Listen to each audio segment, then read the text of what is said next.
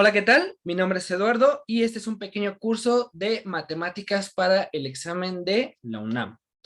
En este pequeño curso veremos diferentes temas que se preguntan en el examen. Y como primer tema vamos a tener a los números reales. Bueno, pues ustedes se preguntarán cuáles son los números reales, ¿verdad?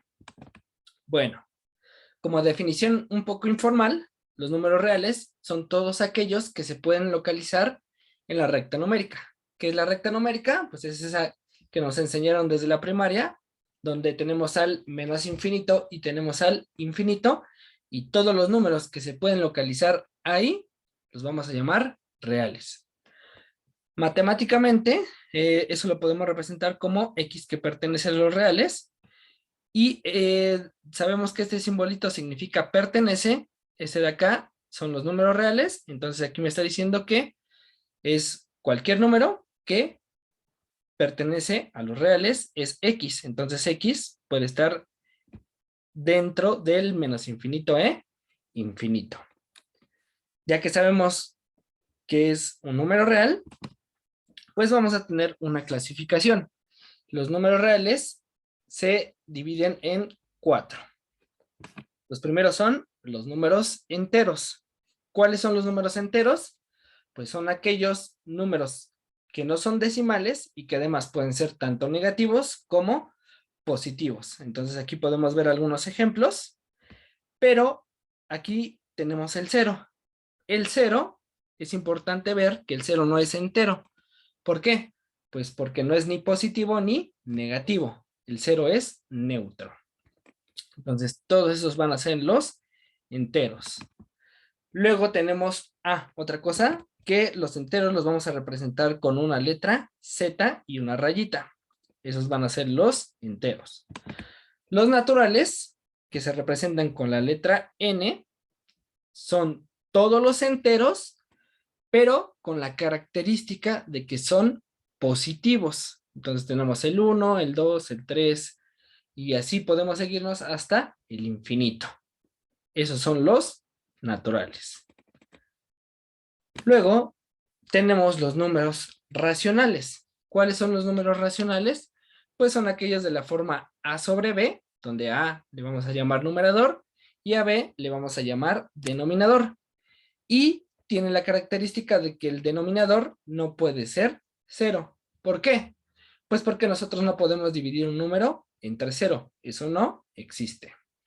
Entonces, algunos ejemplos de números racionales podrían ser como 1/2, 3/4, 2/7, y no necesariamente números de la forma a sobre b, también pueden ser decimales como 0.25, 0.45, 0.17, etcétera, ¿no?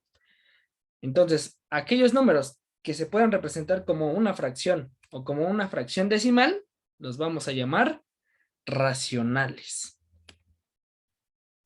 Otra clasificación y última son la de los números irracionales.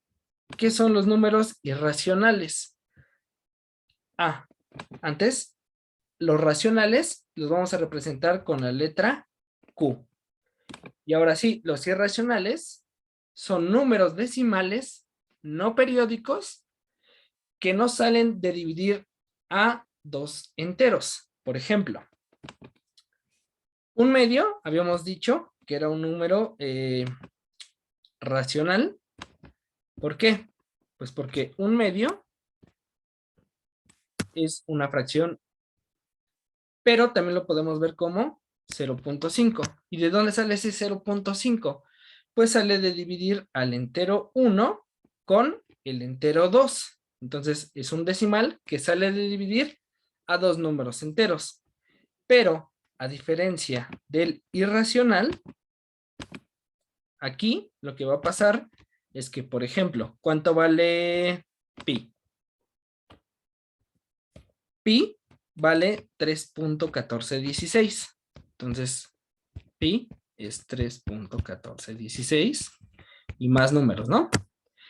Es un número que es decimal, pero que no sale de dividir a dos enteros, como un medio, que es igual a 0.5. No sale de dividir a 1 entre 2, por ejemplo. Es un número que ya está dado. Por ejemplo, el número de Euler, perdón, es 2.71 y más numeritos. Igual, es un número que no sale de dividir a dos enteros. Entonces, si ustedes se fijan, todos los números que sean decimales, pero no periódicos, y que no salgan de dividir a dos enteros, entonces los vamos a nombrar irracionales. Entonces, a los irracionales los vamos a representar con una I. Ahora, ya que sabemos todo esto, vamos a notar que los podemos como que englobar en conjuntos.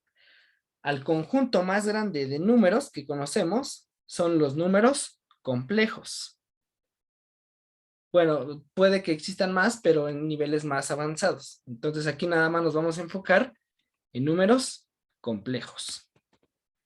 Bueno, primero, un número complejo lo podemos representar como algo de la forma A más menos y B, donde A es un número real y B es un número imaginario.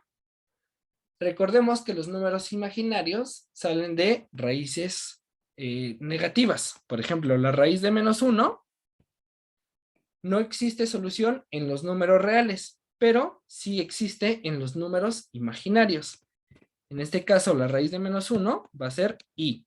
Y i es un número imaginario. Entonces,